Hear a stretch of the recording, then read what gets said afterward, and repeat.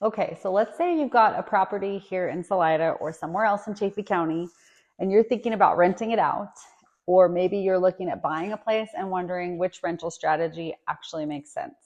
Long term, mid-term, short term, each of these terms carry very specific meanings and even legal implications depending on where your property is located.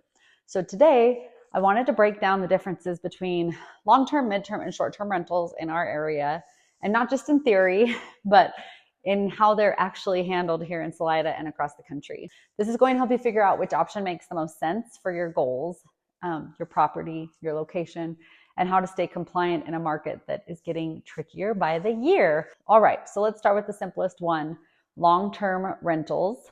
In Chaffee County and across Colorado, really, a long-term rental is defined as any lease that's 90 days or more.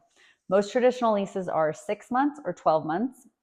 And from a legal standpoint, long-term rentals don't require any special permitting in Salida or most of Chaffee County.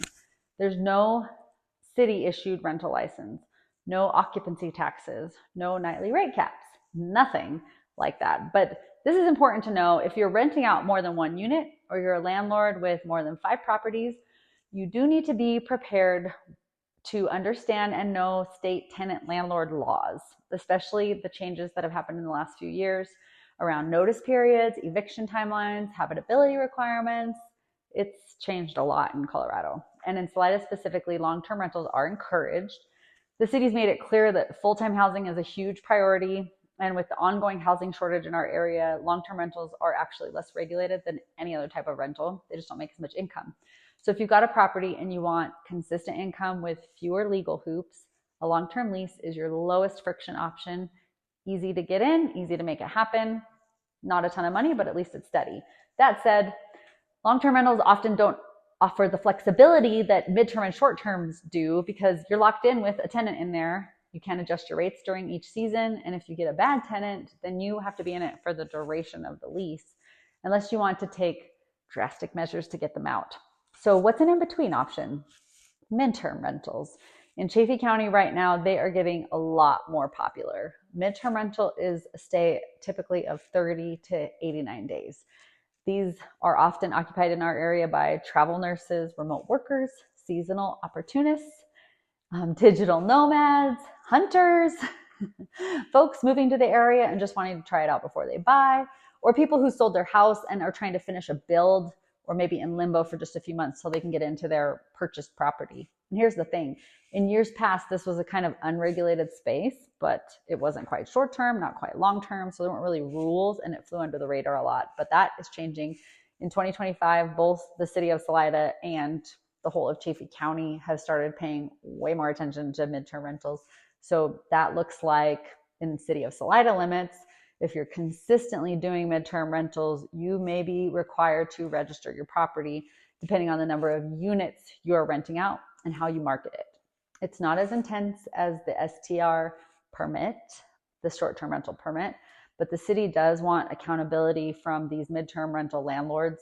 And in unincorporated areas of the county, midterm rentals also require a conditional use permit to operate more like a business, especially if it's not your primary residence that you're renting out. Depending on the setup, you might still be on the hook for lodging taxes from the county and or city, especially if you are listing the property on platforms like Furnish Finder, Airbnb, or renting under 90 days at regular intervals. So is it easier than short term? Heck yeah, usually. Is it unregulated? Not anymore. Midterm rentals are becoming a real sweet spot for some investors and part-time and owners who are here part-time who want a higher income potential than long-term, but few regulatory hurdles than short-term. So I'd keep an eye on this because it's changing really quickly and you need to keep up to date on the rules. Here's the big one, short-term rentals. Everyone always wants to know about this. Anything under 30 days, if you are listing your property on Airbnb, VRBO, or any site where someone can just book a weekend or a week, that is a short-term rental and it is heavily regulated in our area, in every municipality and in the county. So here's what's happening as of right now in 2025. This is spring of 2025. We have zoning specific caps on how many short-term permits can be issued, and some zones are already maxed out. So even if you own a property in that area, you might not be able to get a permit. And if you are trying to convert a long-term rental to a short-term rental, It probably will not work unless it's in a zone with open permits, such as a C2 zoning in Salida area. So in some residential areas, the short-term rentals have to be your primary residence to qualify for a permit at all, meaning you need to live there part of the year. No more buying a house and turning it into a full-time vacation rental, unless it's in a specifically zoned commercial area of the city. The permit fees are higher, the occupancy limits are enforced, and yes, you do need to collect and remit local lodging taxes, which went up this past year. And enforcement is very real now. Salida has become pretty serious about unlicensed rentals. The fines are expensive. You don't want to get in trouble with them. They even started cross-referencing Airbnb listings with permit databases.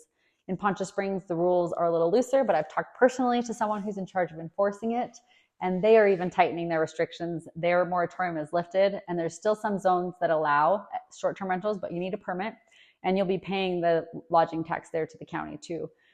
So in Buena Vista, same story. They're actually a little more friendly to short-term rentals than Salida, but still on the path towards more control, especially in residential zones. And if you're in the county, like out towards, let's say, Maysville or Mesa Antero, like Nathrop, you do have a lot more wiggle room, but don't assume that you can just do anything that you want. Short-term rentals still require permits in all parts of unincorporated Chaffee County because they require one from the county. The upside in the county is you do not have to be a Chaffee County resident. And there are currently short-term rental permits available with no restrictions on applying and receiving that permit. That has changed recently. It used to be that you had to provide workforce housing for a certain amount of time first, but that is not currently the case. And now that we've gone through all of these definitions, lots of them, and all of these rules, also lots of them, let's talk about how to choose what kind of rental works best for you. So if you want stable income, less turnover, minimal oversight, long-term is the way to go, especially if you're in the city and you don't want to deal with permit applications or occupancy taxes. And you're providing housing for people that need it in our communities, which is great. If you want a little more flexibility, like you want to be able to use the property some of the year, but you still want to avoid heavy regulation and you don't care too much how much you make, midterm is probably the way to go. And it's especially smart if your property can be furnished and is near like the hospital or the schools or major trails or even like hunting areas. You'll get decent renters with less hassle and just be easy. Sure, you will need to check with the jurisdiction where you are just to make sure that that stayed the same, but pretty easygoing.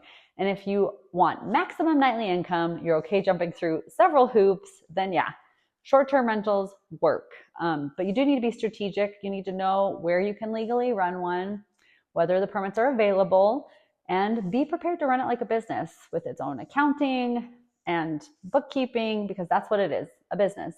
And I will also say this, more and more buyers are doing kind of hybrid models. They live in a home part of the year and rent it out the rest. I mean, I just sold a condo to someone that she literally is here all school year, and then in the summer she's gone. So she rents out all summer. So that's kind of cool. And sometimes she'll do midterm and sometimes she'll do short term. The flexibility can make a big difference if you're trying to offset a mortgage, but still want to use the property yourself. So there you have it. Long-term, midterm, short-term rentals in Salida, Chaffee County, broken down as they actually exist in 2025. There is no one-size-fits-all answer here, and it's probably going to change by the time I publish this video to YouTube. So it depends on your property, your goals, and your tolerance for the details and the paperwork. But if you're thinking about getting into the rental market or you're already in it and you need help adjusting to the new rules or changing rules, just reach out. This stuff is what I do. Thanks for watching. I'm glad you watched to the end because that little tidbit is important to know. You can get a short-term rental license in Chaffee County without being a full-time Chaffee County resident. And there are licenses available.